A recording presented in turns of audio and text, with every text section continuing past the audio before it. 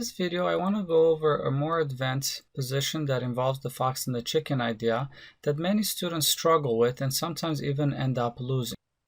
Here it's white to play, and the winning idea is to let black take the pawn on the A file, and in the meantime we're going to go after black's pawn on the C file to win it and then promote our pawn on the C file. However, this is not that easy to be achieved, because white cannot go after the black's pawn right away.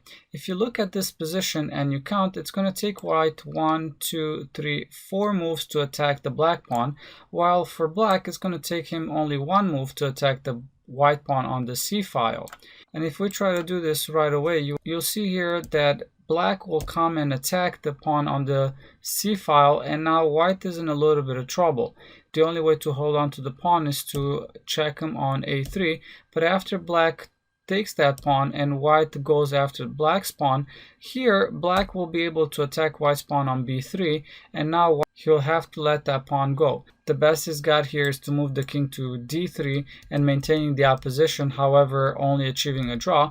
And if he's greedy and he's trying to go after black's pawn, let's say on D5, black will be able to come to B4 and win white's pawn and then also win the game. Coming back from the beginning, pushing black's king does not help either. For example, let's say we come to A3 gaining the opposition and black moves back.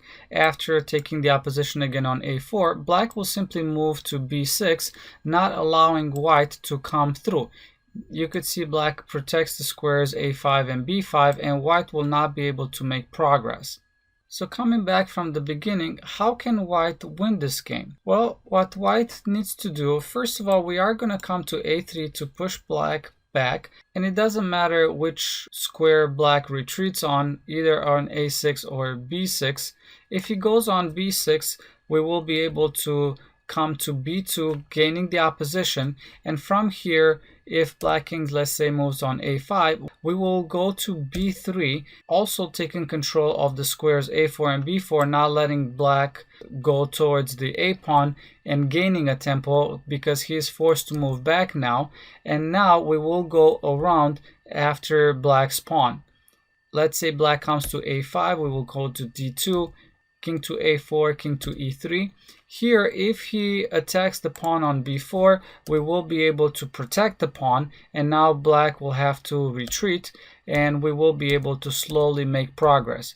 And if he attacks the pawn again, we will be able to defend it again on D5, and now we will be able to win his pawn and also win the game this way. And if here black moves towards the pawn instead, we do have time to attack his pawn, and now he's not going to be able to defend it, and we will be able to win the pawn and then also win the game from here.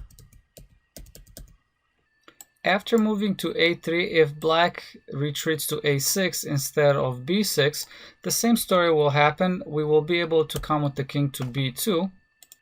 And now if he gains the opposition, white will simply still go around towards the black pawn. Let's say black will come to A5, white will come to D2. If he attacks the pawn, we will defend it. He's going to have to retreat, and then we will be able to go after his pawn, and he's not going to be able to stop us from taking it and then also promoting. If you liked my video, please subscribe and don't forget to check out my new website, masteryourchess.com, where you can learn, practice, test, and master your chess knowledge.